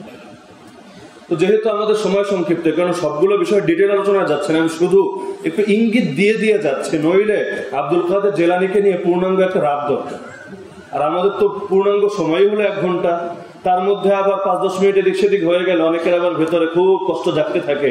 এ কারণে আমরা ভেবেছি যে এখন থেকে কথা যদি 1 বাক্য বাকি থাকে, বাকি রেখে আমরা শেষ করে দেব। গত সপ্তাহে অনেকে নাকি খুব কঠোর সমালোচনায় লিপ্ত হয়ে গেছে যে হুজুর এত বেশি বললো কেন। আরে হুজুর বলেছে, হুজুরের না বললে তো আর হুজুরের লাভ, ওনার গলাও বাঁচলো, ওনার ইয়েও বাঁচলো। এমন না কথা বেশি বললে ওনার হাদিয়া বেড়ে যাবে, এমন তো কোনো কিছু না। কথা 5 মিনিট, যদি এখানে বয়ান 20 মিনিট হতো আমার সমস্যা আছে? রাজবাড়ির অধিকাংশ জায়গায় 20 মিনিট থেকে আধা ঘন্টা বয়ান হয়। আমরা যদি 10 মিনিটও বয়ান করি, কেউ কিছু আপত্তি করার সুযোগ আছে না? তো বেশি কথা বলছি কি আমার নিজের, যে বলতে পারলে আমার ভালো লাগে, তাই না? গলা ফাটাতে পারলে আমার নিজের ভেতরে খুশি লাগে। তো যাই হোক, তো তার এরকম দানের অনেকগুলো গুণ ছিল। এছাড়া তার বিশেষ একটা গুণ ছিল, আল্লাহ তাআলা অনেক বুজুর্গকে কারামত দিয়েছেন। আহলুস সুন্নাত ওয়াল জামাতের আকীদা হলো কারামাতুল আউলিয়া হাক্কুন। ইমাম তাহাবী রাহমাতুল্লাহ আলাইহি তার আকীদার কিতাবে এটা লিখেছেন, ওলিদের কারামত সত্য। কারামত মানে কি? সম্মান। এটা আল্লাহ তাআলা থেকে সম্মান করে দান করেন, তার নিজস্ব কোনো শক্তি না। শক্তি কার? আল্লাহ তার হাতে শুধু প্রকাশ করেন। এ ধরনের বিভিন্ন কারামতের বর্ণনা কোরআনের মধ্যে আছে। কোরআনে শুধু মুজিজার কথা আছে তা না, বিভিন্ন কারামতের বর্ণনা আল্লাহ তাআলা কোরআনে তুলে ধরেছেন, সে আলোচনায় যাব না। তো সৈয়দ আব্দুল কাদের জিলানী রাহমাতুল্লাহ আলাইহির কারামতের ব্যাপারে, তিনি সৈয়দ, এটা তো আমরা সবাই জানি। 10 পুরুষ হয়ে তিনি হাসান রাদিয়াল্লাহু আনহুর বংশধর। তো শাইখুল ইসলাম ইজ্জুদ্দিন ইবনে আব্দুস সালাম এবং শাইখুল ইসলাম ইমাম ইবনে তাইমিয়া রাহমাতুল্লাহ আলাইহি বলেছেন যে কারামত তো আল্লাহ অনেককেই দিয়েছেন, কিন্তু সৈয়দ আব্দুল কাদের জিলানীর কারামত ছিল অনেক বেশি। এবং এই কারামত গুলো একক বর্ণনা সূত্রে আসে নাই, বরং এগুলো মুতাওয়াতির। মুতাওয়াতির মানে এত বিপুল পরিমাণ মানুষ এগুলো বর্ণনা করেছে, যারা মিথ্যা বলবে এটা ভাবা অসম্ভব। তো এত বিপুল পরিমাণ কারামত আল্লাহ তাআলা তাকে দান করেছেন। এটা হাদিস শাস্ত্রে বড় ইমাম যারা, ইমাম ইজ্জুদ্দিন ইবনে আব্দুস সালাম, ইমাম ইবনে তাইমিয়া, তারা পর্যন্ত অকপটে এটা স্বীকার করেছেন। তার অনেক কারামত ছিল, এর মধ্যে সবচেয়ে বড় কারামত যেটা বলা হয় সেটা হলো মুর্দা দিল তার সোহবতে এসে জিন্দা হয়ে যেত। এটা কিন্তু যে কোনো ব্যাপার না। একটা মুর্দা দিল বলা কারা? মানে যাদের অন্তরটা মরে গেছে, রুক্ষ হয়ে গেছে, সেই মানুষগুলো যদি তার মজলিসে আসতো, তাহলে তার সোহবতে এসে তাদের দিলগুলো জিন্দা হয়ে যেত। শেখ ওমর কায়সানী রাহমাতুল্লাহ আলাইহি বলেছেন, তার এমন একটা মজলিস ছিল না যেই মজলিসে কোন ইহুদি বা খ্রিস্টান ইসলাম কবুল করেনি। তার প্রত্যেক মজলিসে হয়তো একজন হলেও ইহুদি বা খ্রিস্টান ইসলাম কবুল করতে, এবং তার মজলিসে এসে যারা ডাকাত বা বড় খুনি যারা, এরকম মানুষ একেবারে অসংখ্য অগণিত তওবা করে ভালো হয়ে যেত। আবার যাদের আকীদার মধ্যে সমস্যা, শিরিক বেদাত আছে, এই মানুষগুলো তার দরবারে আসলে তারা তওবা করে ভালো হয়ে যেত। তো এটা তার অনন্য একটা বৈশিষ্ট্য। এমনকি জুব্বাই বড় একজন ইমাম ছিলেন। তো তিনি তার থেকে একটা বর্ণনা করেন যে একদিন শেখ আব্দুল কাদের জিলানী রাহমাতুল্লাহ আলাইহি নিজের মুখে বললেন যে আমার দিলের বড় ইচ্ছা হয় যে আমি এভাবে শহর নগরে পড়ে না থেকে আমি কোনো মরুভূমি বা কোনো জঙ্গলে চলে যাই আর সারা দিন রাত আল্লাহ তাআলার ইবাদতে রত থাকি, আমিও কাউকে না দেখি, কেউ আমাকে না দেখুক, এটা আমার মন চায়। কিন্তু আল্লাহ তাআলা যেহেতু আমার দ্বারা বান্দাদেরকে উপকৃত করছেন, যেহেতু এটা কার দান? আগেই বলেছে কারামত কারো নিজস্ব শক্তি না, শক্তি তো একজনেরই, তিনি কে? যেহেতু আল্লাহ তাআলা আমার দ্বারা তার বান্দাদেরকে উপকৃত করছেন, এবং তিনি নিজে বলছেন আমার হাতে 5000-এর চাইতে অধিক ইহুদি এবং খ্রিস্টান ইসলাম কবুল করেছে। তো এই কারণে আমি এই সমাজ ছেড়ে চলে যাচ্ছি না, বরং আমার মন না মানলে আমি সমাজে পড়ে থাকছি সমাজের মানুষদের মেহনতের জন্য। তো এত ব্যস্ততার মধ্যে একদিকে তিনি মজলিস করতেন, মানুষের হেদায়েতের জন্য ফিকির করতেন, আরেকদিকে তিনি ইলমের দর্শ করাতেন। আমরা তো অনেক সময় ব্যস্ত হয়ে গেলে পরে ক্লাস করানোর সময় থাকে না, আমি জাতীয় ব্যক্তিত্ব, আমার কি সময় আছে 5-10 জন নিয়ে পড়ে থাকা? এগুলো আমাদের আত্মসমালোচনা, নিজের সমালোচনা হিসেবেই বলছি। কিন্তু তিনি 4-4টা ক্লাস করাতেন প্রতিদিন, কয়টা ক্লাস? একটা তাফসীরের, একটা হাদিসের, একটা ফিকহের, আর একটা হলো ইমামদের বিভিন্ন ইখতিলাফ এবং সেগুলোর দলিল নিয়ে প্রতিদিন 4টা ক্লাস তিনি নিতেন। এছাড়া সামাজিক এত ব্যস্ততার পর তিনি বিশেষভাবে 2টা জিনিস নিয়ে মেহনত করতেন, একটা হলো আকীদা আর একটা হলো ফিকহ। প্রতিটা মানুষের মেহনতের আলাদা সেক্টর থাকে। এমনকি অনেক সময় এমন একজন মানুষ বিশেষ কোনো বিষয়ে এত বেশি মেহনত করেন যে সেই শাস্ত্রেই তার দিকে ইশারা করা। তিনি আকীদার ক্ষেত্রে তিনি ইমাম আহমদ বিন হাম্বল রাহমাতুল্লাহ আলাইহির ধারাকে অনুসরণ করতেন, যেটাকে আসারি বা হাম্বলি ধারা বলা হয়। আর তিনি ফিকহের ক্ষেত্রে কখনো হাম্বলি মাযহাবের আলোকে ফতোয়া দিতেন আর কখনো শাফিঈ মাযহাবের আলোকে ফতোয়া দিতেন। সাধারণত এই 2 মাযহাবের আলোকে তিনি ফতোয়া দিতেন। যেহেতু আল্লাহ তাআলা তাকে গভীর জ্ঞান দিয়েছিলেন, তো তিনি নিজেকে এক মাযহাবে সীমাবদ্ধ না রেখে 2টোর আলোকে সমন্বয় করতেন। কেন? কারণ তিনি যোগ্য ছিলেন। এটা কিন্তু আবার আমার আপনার ব্যাপারে প্রযোজ্য, যে আমিও আপনি এখন মুস্তাহিদ হয়ে যাবো, নেটে সার্চ দিব যে এই মাসালার ব্যাপারে কার কি মত। তো 4 মাযহাবের মধ্যে যেটা মানলে আমার সুবিধা, যেটা মানলে একটু টাকা বেশি কামানো যাবে, ব্যাস এটা হলো আমার মত। আরে আপনি মত দেওয়ার কে? আপনি তো আরবি পড়তে পারেন। অথচ ইমামদের মতের মধ্যেও যদি সমন্বয় করতে চায় কেউ বা কোনো একটা মতকে প্রাধান্য দিতে চায়, এর জন্য 17টা ইলমে, 17টা শাস্ত্রে তার গভীর পাণ্ডিত্য লাগে। আগে সেই পাণ্ডিত্যগুলো অর্জন করে আসেন, তারপর আপনি করেন, আপত্তি নাই। তো পাণ্ডিত্য অর্জন না করেই মুস্তাহিদ হয়ে যাবেন, এটা তো হয় না। আল্লাহ তাআলা মূর্খের জন্য এটা খোলা রাখেন নাই, এটা রেখেছেন তার জন্য যাকে আল্লাহ তাআলা এরকম গভীর জ্ঞান দান করেছেন। তো তিনি মাঝে মধ্যে এমন এমন ফতোয়া দিতেন যে বাগদাদ এবং ইরাকের মুফতিরা অবাক হয়ে যেত। একবার তার কাছে ফতোয়া আসলে এক লোক কসম করেছে যে সে এমন একটা ইবাদত করবে যেই ইবাদত সেই মুহূর্তে শুধু সে একাই করছে, দুনিয়ার আর কেউ করছে না। যদি এটা না করতে পারে তার বউ 3 তালাক। এখন কি সম্ভব এটা? নামাজ পড়লো, নামাজকে আমি একা পড়ছি এই মুহূর্তে। রোজা রাখলে আজকে কি রোজা আমি একা রাখলাম? যে ইবাদতই করেন সারা দুনিয়ার মধ্যে আপনি একাই করছেন, আর দুনিয়ার 170 কোটি মুসলমানের আর কেউ করছে না। এটা কিভাবে পসিবল? এখন তো সব মুফতিরা পেরেছেন, ওর বউ তো শেষ, 3 তালাক তো হয়েই যাবে, কোনোভাবে রাখা সম্ভব না। শাইখের কাছে ফতোয়া আসলো, তিনি কোনো দুশ্চিন্তা, কোনো উদ্বিগ্নতা না রেখে এক বাক্যে বলেন, আর এই মাসলা তো সোজা। কিভাবে? তার জন্য তওয়াফের মাতাফ, যেখানে গিয়ে তওয়াফ করে, তার জন্য মাতাফটাকে খালি করে দাও, সে 7টা চক্কর দিয়ে তওয়াফ সম্পন্ন করুক। সেই সময় আর কেউ যদি তওয়াফ করতে না পারে, এটা প্রশাসন থেকে অনুমতি নিয়ে আসো, ব্যাস হয়ে গেল। তওয়াফ তো আর অন্য কোনো জায়গায় হবে না। দেওয়ানবাগ শরীফে গিয়ে তওয়াফ করা যাবে? অন্য কোনো দরবারে গিয়ে তওয়াফ করা যাবে? তওয়াফের জায়গা তো একটাই, বাইতুল্লাহ। তো বাইতুল্লাহ দুনিয়াতে যেহেতু একটা, বাইতুল্লাহ যদি খালি করে দেন তাহলে তওয়াফ এট এ টাইম কয়জন করবে? একজনই করবে। তাহলে তার বউ থাকলো আর মাসালার সমাধান হয়ে গেল, তার কসম আর কাফারা দিতে হচ্ছে না, ভাঙতে হচ্ছে না। সবাই তো পেরেছেন, আরে এই মাসালা পাইলো। কিতাব তো আমরাও পড়ছি, কিতাব তো সবাই পড়ছে, কিন্তু এই মাসালা তো আর কিতাবে নাই, বেচারা পাইলো কোথায়? কিন্তু এই মাসালা বলতে ওনার গবেষণা লাগে নাই, ওনার দিনের পর দিন পেরেশান থাকতে হয় না, উপস্থিত বুদ্ধি থেকে বলে দিয়েছেন। তা আল্লাহ তাআলা ইলমের লাইনেও তাকে এত বেশি যোগ্যতা দান করেছিল। তার আরেকটা বড় প্রতিভা ছিল অবিচলতা। অবিচলতা কাকে বলে? শরীয়তের প্রতিটা বিধানের উপর প্রতিষ্ঠা থাকা, অনড় থাকা। আমাদের অনেকে ইবাদত করতে করতে বড় একটা মাকামে পৌঁছে গেলে পরে আবার ইবাদতে ঢিল দিয়ে দেয়। মানুষরা সংশোধন করতে করতে আমার ইবাদতের সময় কোথায়? অনেকের আছে না এমন, আমি তো সবাই সংশোধন করবো, আমার আবার ইবাদত লাগে নাকি? আমি শরীয়তের ঊর্ধ্বে চলে গেছি, এখন আর আমার শরীয়ত লাগে না। নাই এমন মানুষ? আরে নাই। এমনকি তারা কিছু বিষয়কে সাংঘর্ষিক বানিয়ে ফেলে। তরিকত আর শরীয়ত সাংঘর্ষিক? আর সাংঘর্ষিক নাকি একটা আরেকটা পরিপূরক? শায়খ আব্দুল কাদের জিলানী শরীয়তের ইমাম না হলে মাসালাগুলো সমাধান দিল কিভাবে? তারা ইবাদত গুলোর ব্যাপারে হালকা বর্ণনা দিয়েছে এবং সামনে আসবে। শরীয়তের ইমাম, তরিকতের ইমাম, তার মানে শরীয়ত আলাদা, তরিকত আলাদা? আরে বলে না, শরীয়ত আলাদা, তরিকত আলাদা? বরং শরীয়তের মধ্যে তরিকত নাই, তরিকতের মধ্যে শরীয়ত নাই। যেই তরিকত শরীয়ত মুক্ত সেটাও গুমরাহি, যেই শরীয়ত তরিকত মুক্ত সেটাও গুমরাহি। তরিকত কারে কয়? আত্মশুদ্ধির মেহনত। শরীয়ত কারে বলে? ফরজ, ওয়াজিব, নফল, মুস্তাহাবের বিধানগুলো যেগুলো আল্লাহ এবং তার রাসূল দিয়ে গেছেন। কারণ আত্মশুদ্ধি করতে চাইলে ফরজ ওয়াজিব লাগবে না? আর ফরজ ওয়াজিব পালন করতে চাইলে ভেতরটা শুদ্ধ করতে হবে না? তাহলে শরীয়ত আর তরিকত কি আলাদা? যারা এগুলোকে একটা আরেকটার সঙ্গে সাংঘর্ষিক দাঁড় করায় তারা ফিতনাবাজ। শরীয়ত চলবে তরিকতকে নিয়ে, তরিকত চলবে শরীয়ত নিয়ে। আমার নবীও শরীয়তেরও রাসূল, তরিকতেরও রাসূল। তিনি উম্মতরে সব শিখান নাই? আর সব শেখান নাই? নবী নামাজ শেখান নাই, রোজা শেখান নাই, আবার জিকির শেখান নাই, মুরাকাবা শেখান নাই, মৃত্যু পরবর্তী জীবন কিভাবে স্মরণ করতে হবে শেখান নাই? তাহলে শরীয়ত আছে, তরিকত আছে। আপনি তরিকত নিতে গিয়ে শরীয়ত ছাড়তে পারবেন না, আবার শরীয়ত নিতে গিয়ে তরিকতের বুড়া আঙ্গুল দেখাতে পারবেন নাকি? কয়দিন আগে একজন এসে বললো, হুজুর অমুক বলেছে আপনি নাকি তরিকত বিরোধী। বললাম, তরিকত বিরোধী যদি হই তাহলে আমার ইমানের কি অবস্থা? তরিকত মানে পথ, তরিকা শব্দের অর্থ কি? পথ। কিসের পথ? আত্মশুদ্ধির পথ। মানে আত্মশুদ্ধিকে অস্বীকার করলে ইমান থাকবে?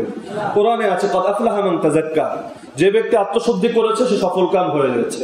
ক্বাদ আফলাহা মান যাক্কাহা, যে নিজের নফসকে পরিশুদ্ধ করেছে সে সফল কাম হয়ে গেছে। পরিভাষা বিভিন্ন যুগে বিভিন্নটা থাকে। আল্লাহরে কখনো আপনারা খোদা বলেন, কিন্তু তাই বলে উদ্দেশ্য কি আলাদা হয় না? কি হয়? আরে এক হয় না? নবীকে কেউ যদি দ্য প্রফেট, দ্য মেসেঞ্জার বলে, উদ্দেশ্য এক হবে কিনা? এক হবে। তাহলে আমাদের দেখা দরকার উদ্দেশ্য, শুধু বাহ্যিক শব্দ না। মনে করেন তাসাউফ একটা শব্দ, তাসাউফ বলতে আপনি কি বুঝেন? কেউ যদি তাসাউফ বলতে সেই লালনের সুফিবাদ বোঝে, যে বসে বসে গাঞ্জাও খাইতে পারবেন, ইবাদত বন্দেগী না করলেও চলবে, পর্দা পর্দা মেনটেন করা লাগবে না, তাহলে এটা গোমরাহি কিনা? গোমরাহি কিনা? কিন্তু কেউ যদি আবার তাসাউফ বলতে বোঝে অন্তরের আত্মশুদ্ধি, দ্বীনের মধ্যে আপনার দিলটাকে পরিশুদ্ধ করা, কিসের থেকে? অহংকার থেকে, হিংসা, বিদ্বেষ, গীবত, রাগ, যত খারাপ অভ্যাস আছে এগুলো থেকে অন্তরকে পরিশুদ্ধ করা এবং ভালো অভ্যাস দ্বারা অন্তরকে সজ্জিত করা, তাহলে এটা ইসলামের গুরুত্বপূর্ণ বিধান কিনা? আরে বলেন, গুরুত্বপূর্ণ বিধান কিনা? তো এই প্রসিদ্ধ এই চারটা তরিকা এখন দুনিয়ার মধ্যে আছে, যার মধ্যে যার আলোচনা আমরা করছি তার কাদরিয়া তরিকা, নকশবন্দিয়া তরিকা, চিশতিয়া তরিকা আর মুজাদ্দিদিয়া তরিকা। এই চারটা তরিকা সমাজের মধ্যে আছে। তাকে আমি বললাম, আমি নিজে চার তরিকার উপর বায়াতবদ্ধ। কার কাছে বায়াতবদ্ধ? আমার শেখ, এই ক্ষেত্রে শেখুল হাদিস হাটহাজারী মাদ্রাসা, সারা বাংলাদেশে পরিচিত নাম আল্লামা জুনায়েদ বাবনগরী। চার তরিকার উপর তিনি বায়াত করেছেন। এছাড়াও ময়মনসিংহের একজন শেখ আছেন, শেখ ফজলুল হক, তিনি চার তরিকার উপর আমাকে ইজাজত দিয়েছেন। তরিকা বিরোধী কথার অর্থ কি? খালি হাওয়ার উপর একটা ট্যাগ লাগাইয়া দিবেন আর মানুষকে দূরে ঠেলে দিবেন। আরে এখন তো সময় মানুষকে দূরে ঠেলার না, এখন সময় পুরো উম্মতকে ঐক্যবদ্ধ করে নিজেদের অস্তিত্বকে রক্ষা করে। দূরে তো কম ঠেললাম না। ঐক্যবদ্ধ উম্মতকে বিভক্ত করা সহজ, কিন্তু দ্বিধা বিভক্ত উম্মতকে ঐক্যবদ্ধ করা বড় কঠিন। এমনি তো চারিদিকে ওই অনৈক্যের আগুন জ্বলছে, আর কত আগুন জ্বালাবেন? কত জ্বালাবেন? কবে আপনার পেটটা ভরবে? কাফের মুশরিকের উপর কোনো দুশ্মনী নাই। জীবনে মুখ দিয়ে ইসলাম এবং মুসলিম উম্মার দুশ্মন যারা, যারা মুসলমানদের রক্ত খেয়ে খেয়ে বড় হচ্ছে, ওদের বিরুদ্ধে জীবনে একটা বাক্য বলেন না, আর মুসলমানদের দূরে ঠেলতে উস্তাদ। আপনার মতো লোকগুলোর কারণে ইসলামের আজকে অবস্থা। তো বারবার বলবো যে এখন সময় ঐক্যবদ্ধ উম্মতকে বিভক্ত করার নয়, বরং বিভক্ত উম্মতকে ঐক্যবদ্ধ করার। কারো বিরুদ্ধে কোনো অপরাধ আরোপ করার আগে আগে যাচাই করে নেওয়া দরকার, নইলে এর দায় আপনার কাঁধে আসবে। এটা গীবত না, বরং অপবাদ হবে। আর অপবাদের শাস্তি আখিরাতেও আছে, দুনিয়ায় আছে। তো বলছিলাম তার বড় একটা গুণ ছিল অবিচলতা। কিভাবে অবিচলতা? তিনি নিজে বলেন যে একদিন আমি দেখলাম আকাশের একটা প্রান্ত পুরোটা আলোকিত হয়ে উঠলো, নুরানি হয়ে উঠল। সেখান থেকে অদৃশ্য থেকে এক আওয়াজ আসলো, হে আব্দুল কাদের, আমি তোমার উপর খুশি হয়ে তোমার জন্য সব হারামকে হালাল করে দিয়েছি। আমরা হলে বলতাম আলহামদুলিল্লাহ, কি লাগে, এখন থেকে সুদও খাবো, ঘুষও খাবো, গানও শুনবো, জিনাও করবো, যখন যা মন চাটা করবো। কিন্তু অদৃশ্য থেকে তো আওয়াজ এসেছে। শেখ আব্দুল কাদের জেলের সঙ্গে সঙ্গে জবাব দিলেন, বিতাড়িত শয়তান তুই দূর হ। এই কথা বলার সঙ্গে সঙ্গে তিনি বলেন পুরো আলোটা অন্ধকার হয়ে যায়। সে অন্ধকার থেকে এবার আওয়াজ আসলো, হে আব্দুল কাদের, আল্লাহ তাআলা তোমার ইলম এবং শিক্ষার কারণে তোমাকে হেফাজত করেছেন, নইলে তোমার পূর্বে 70 জন সুফিকে আমি এই কৌশল দিয়ে জাহান্নামী বানিয়ে দিয়েছি। ওই যে বললাম না, শরীয়তের তরিকত আলাদা না। শরীয়তের ইলম আছে বলে তিনি এটা বুঝতে পেরেছেন। পরে তাকে একজন জিজ্ঞেস করলো, তার এক মুরিদ, সাহেব আপনি কেমনে বুঝলেন যে ওইটা শয়তানের আদেশ, শয়তানের কথা? আর আকাশ থেকে আসছে, বাহ্যিক ভাবে মনে হবে বলছেন কে? আল্লাহ। এবং প্রথম বাক্য এটাও ছিল, আমি তোমার রব বলছি। তাহলে আপনি এটা বলার পর কিভাবে বুঝলেন সে শয়তান? তিনি বললেন শুধু একটা বাক্য থেকে। সে যখন বলল আমি তোমার জন্য হারামে হালাল করে দিয়েছি, এটা থেকেই বুঝেছি সে আল্লাহ না, সে শয়তান। কারণ এই কথা আল্লাহ কোনোদিনও বলবেন না। আল্লাহ তাআলা কোরআনের ভিন্ন আদেশ বান্দাকে কখনো দিবেন না, কারণ আল্লাহর মধ্যে স্ববিরোধিতা নেই। কি নাই? যদি স্ববিরোধিতা মানে এই জাতীয় বিষয়ের ক্ষেত্রে সম্ভব হতো, নবীকে আল্লাহ ইবাদতের বাইরে রাখতেন, কিন্তু এই নবী রাত্রে ইবাদত করতে করতে পা ফুলিয়ে দিলেন। তাহলে বোঝা যাচ্ছে যে শরিয়াতের আইন যার মধ্যে নেই, তিনি তরিকতের মধ্যে মাঝে মধ্যে ভুলে লিপ্ত হওয়ার আশঙ্কা থাকে। এমনকি তিনি বাতিল মাহবুদ, যে লা ইলাহা ইল্লাল্লাহ বলি না আমরা, লা ইলাহা মানে কি? বাতিল মাহবুদরে মানি না, ইল্লাল্লাহ মানি এক আল্লাহরে মানি। বাতিল মাহবুদ কারে বলে এটা বোঝাতে গিয়ে একদিন তিনি বলেন যে তুমি যাদের উপর ভরসা রাখো, ভরসা তুমি কখনো মাখলুকের উপর রাখো, কখনো টাকা পয়সার উপর রাখো, কখনো নিজের ব্যবসা বাণিজ্যের উপর রাখো, কখনো চাকরি বাকরির উপর রাখো, কখনো নিজের দেশের শাসক প্রশাসক যারা তাদের উপর ভরসা রাখো। তো যাদের উপর তুমি ভরসা রাখো এরাই মাহবুদ। তাহলে ভরসা রাখতে হবে একমাত্র কার উপর? আরে কার উপর? আল্লাহ ছাড়া যার উপর ভরসা রাখবেন, শেখ আব্দুল কাদের জিলানী বলছেন, তিনি তোমার মাহবুদ হয়ে যাবেন। কালেমা পড়তে চাইলে এই মাহবুদের সঙ্গে সম্পর্ক ছিন্ন করতে হবে। এবং তিনি বলেন, যাদের ব্যাপারে তুমি অন্তরে ভয় লালন করো, শাস্তির ভয়, তাদের ক্রোধের ভয়, এই ভয় যাদের ব্যাপারে লালন করো তারাও তোমার মাহবুদ। ভয় লালন করতে হবে একজনের, তিনি কে? এবং যাদেরকে তুমি উপকার এবং ক্ষতির মালিক মনে করো তারাও তোমার মাহবুদ। মূলত উপকার এবং ক্ষতির মালিক একজনই, তিনি কে? ফুয়ুজ ইয়াজদানি কিতাবের 20তম মজলিস 137 নম্বর পৃষ্ঠায় তার কিতাবেই এই উক্তিটা বর্ণিত হয়েছে। এছাড়াও তিনি বড় আর একটা কৌশল দিয়েছেন যে সম্পদ দিনের জন্য জমা করা নিষেধ না, সম্পদ পকেটে রাখা এটাও নিষেধ না। তিনি বলেন নিষেধ হবে তখন যখন সম্পদকে তুমি দিলের মধ্যে ঢুকাবা। তার কিতাব আল ফাথুর রব্বানির উর্দু অনুবাদ হলো ফুয়ুজ ইয়াজদানি, সেটার 145 নম্বর পৃষ্ঠায় 363 নম্বর পৃষ্ঠায় এসেছে, দুনিয়া হাত মে রাখনি জায়েজ, দুনিয়া হাতে রাখা জায়েজ, जेब में रखने जायज, पॉकेटे रखा जायज, किसी भी अच्छे नियत से उसको जमा रखना जायज, কোনো ভালো নিয়তে সম্পদ জমা করা জায়েজ। তবে বাকি কলব মে রাখনা জায়েজ নেই, তবে অন্তরে রাখা জায়েজ নাই। অন্তরে যদি রাখো তাহলে তোমার বরবাদ। তো এখন সম্পদ কিভাবে গ্রহণ করবে তিনি কৌশল দিচ্ছেন। দরওয়াজা পর উসকা খাড়া হোনা যায়, সম্পদ তোমার দরজায় দাঁড়ায় থাকবে এটা জায়েজ, কিন্তু বাকি দরওয়াজে সে আগে ঘুসনা না জায়েজ হয়। সম্পদ ঘরের ভিতরে ঢুকে যাবে, ঘরের ভিতরে মানে মনের ভিতরে, এটা হলো না জায়েজ। তাহলে সম্পদ পকেটে, সম্পদ পকেটে থাকবে, তবে সেটা কোথায় আসবে না? দিলের মধ্যে আসবে না।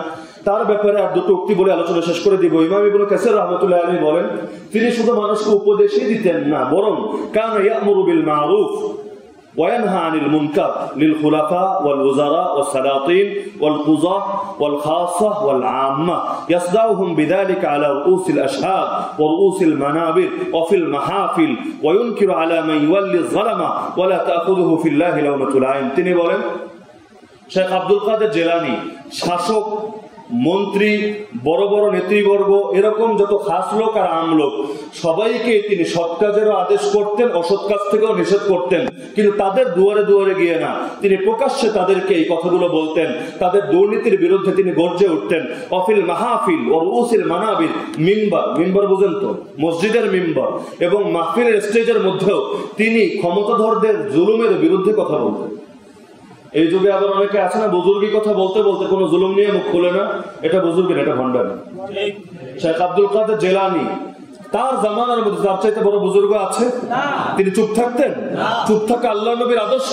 আর তিনি যার রক্ত দেহে বহন করছেন, সে হাসান এবং হুসাইন, তারা কি চুপ থেকেছিলেন? চুপ থাকলে কারবালার প্রান্ত তাদের রক্তে রঞ্জিত হতো।